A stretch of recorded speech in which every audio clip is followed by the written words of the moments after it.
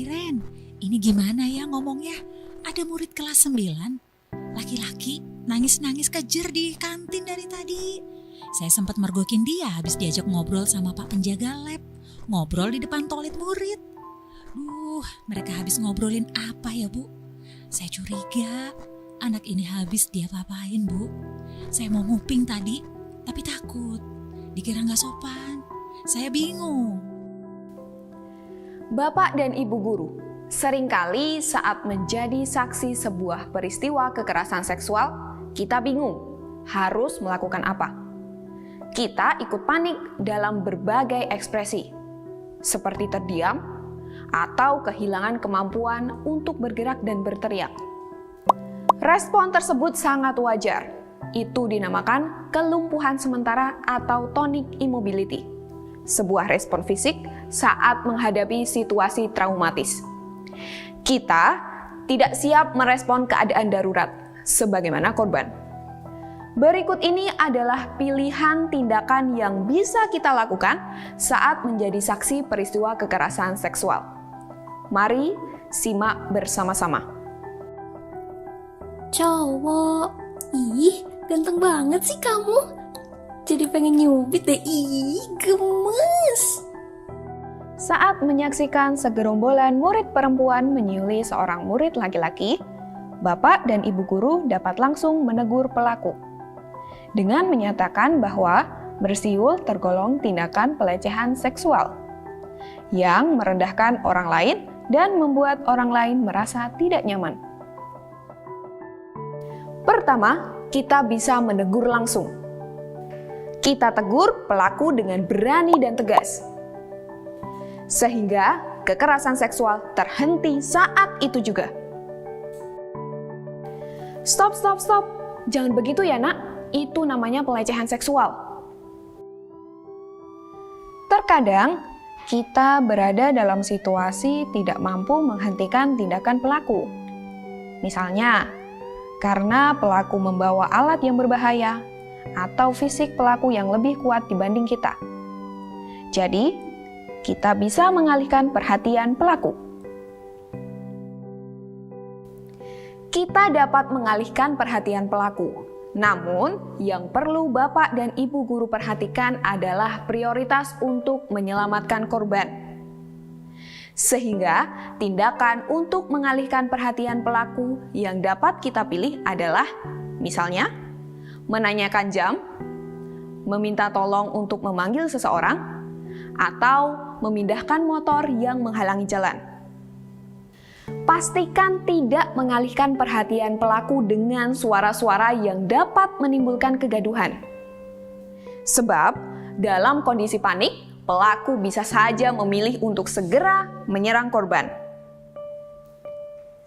Jika kita khawatir tak bisa menghentikan aksi pelaku, cari bantuan orang lain, seperti orang yang paling dekat jaraknya dengan kita. Dan dapat kita ajak kerjasama untuk melakukan intervensi. Dalam konteks sekolah, misalnya, guru dapat memotivasi murid agar melaporkan kejadian kekerasan apapun yang mereka lihat kepada guru atau wali kelas. Atau, guru yang melihat kejadian kekerasan dapat langsung melapor ke ruang kepala sekolah atau satpam sekolah, agar kasus segera direspon dan ditangani sesuai prosedur. Bila tidak ada pihak berwenang di sekolah yang bisa membantu, kita bisa meminta bantuan dari luar sekolah.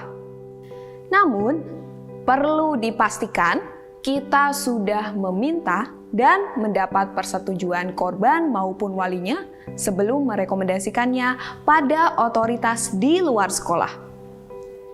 Bapak dan Ibu guru bisa menelpon call center ULT Kemendikbud di 177 atau call center darurat SAPA 129 milik Kementerian Pemberdayaan Perempuan dan Perlindungan Anak.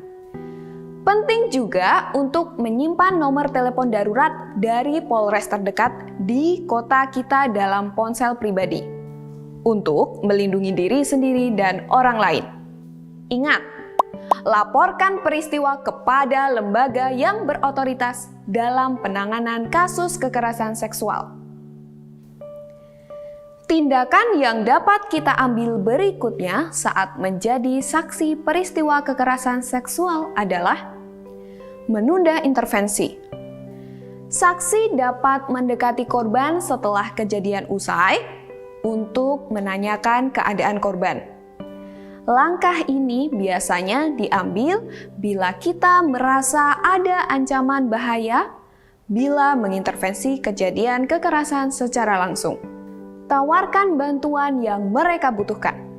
Ingat, penting untuk tidak menghakimi korban dan memberikan edukasi tentang hak-hak korban sehingga mereka merasa aman. Tindakan penting saat menjadi saksi peristiwa kekerasan adalah mendokumentasikannya atau merekam kejadian. Dokumentasi peristiwa kejadian akan menjadi bukti bila korban memutuskan untuk melaporkan kasusnya.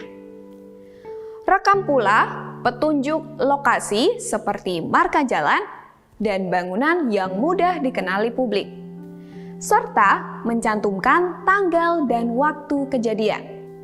Bapak dan Ibu guru, dokumentasi kita terhadap kejadian dalam bentuk gambar atau video adalah milik korban.